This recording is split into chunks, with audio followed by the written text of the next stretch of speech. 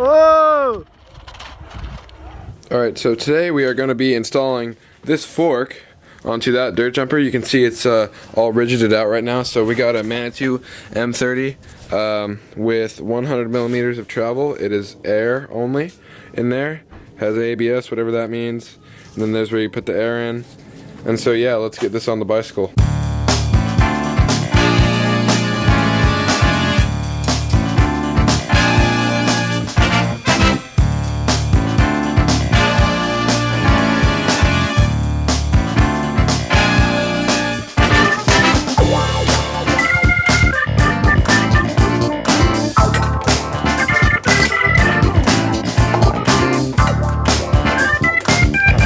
So he's pipe cutting it up around where that tape is to make it the same length as that. So let's see how it goes, boys. Cutting pipe. This way you get a straighter cut than you would with a hacksaw. It's cleaner. And you just keep going until it falls off.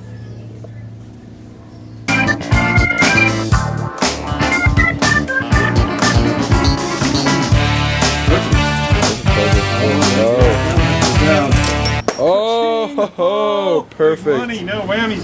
Looky there, Easy, son. fast breakfast solution. Pro tip. Hashtag Dang. pipe cutter, son. Rigid. So now we have this new star nut that it took us all morning to get, and we are just going to have to pound it in there. Yep, the trick is getting it straight. If this goes in here crooked, then you kind of have trouble. So we're going to thread this baby into it and just kind of gently rubber mallet it in. Old one is only about half or a quarter of an inch in, so that's how deep we're going to put it in this new one. Correct. And then we'll be good to put it on the bike.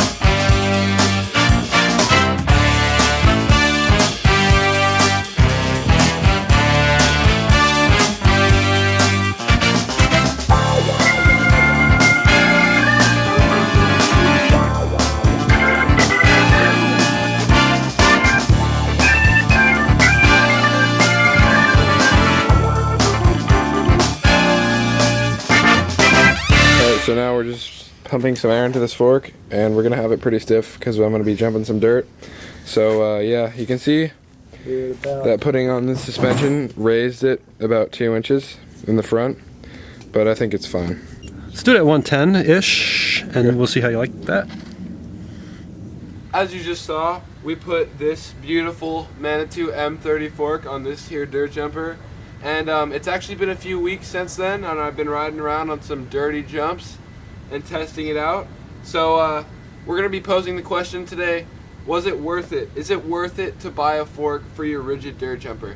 And the answer I'm going to have to say is yes. So you might disagree with me that you have to buy like a fancy new spanking fork, and I would actually agree with that. I really do like this fork because it's new, so I know it hasn't really taken any abuse other than what I've given it. And just everything is going to be in order, and like I have proof of purchase from the manufacturer, so if I have questions for them I can call them up and ask for a refund or ask for help. But the downside to that is that it was very expensive in comparison to other options.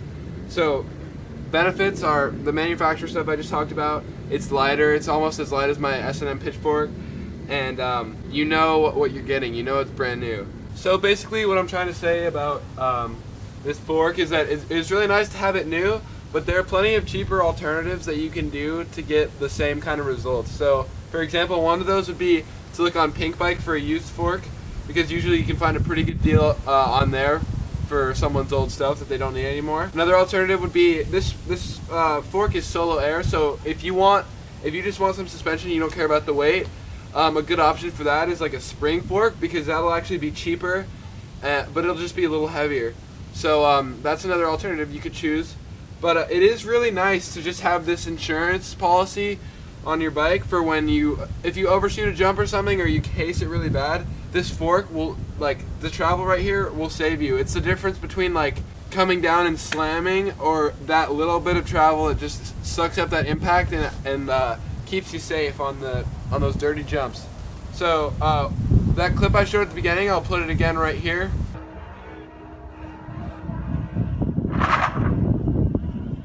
Oh!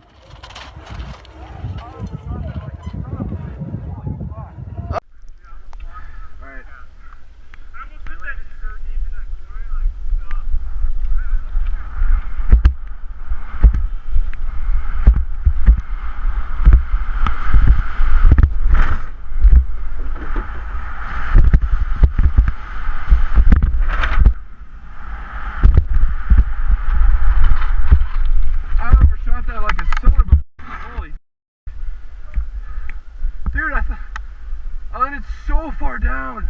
That was that big bear on the first jump of the pro line, and it's hard to see in the first angle because it's kind of like off to the side, but I overshot that jump so far and I really thought I was gonna crash, but this fork, I promise you, it saved me. Even on the second one, the second clip, you can still see it's from the side, so the jump's like here and they're filming like this. You can still see I overshot it pretty heftily and I was totally fine because of this baby right here. Charlie!